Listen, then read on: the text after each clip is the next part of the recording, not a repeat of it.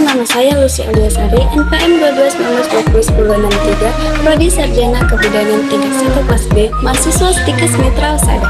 Kali ini kita akan membahas tentang embryogenesis. Embryogenesis adalah proses pembentukan embrio.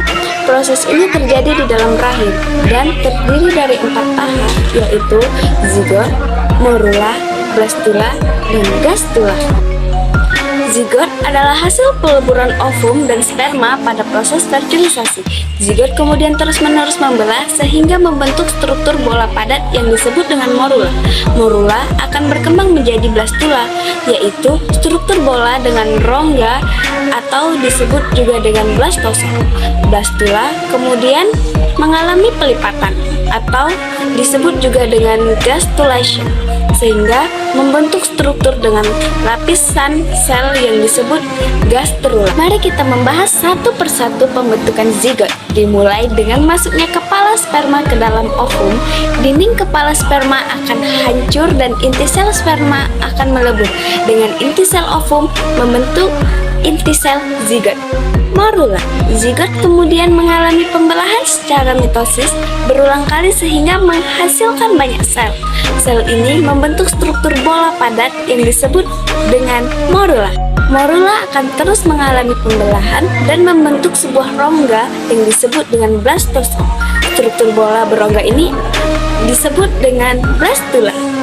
Setelah terbentuk gastrula, pembelahan sel terus terjadi dan sel-sel hasil pembelahan ini mengalami pelipatan ke arah dalam yang disebut gastrulation.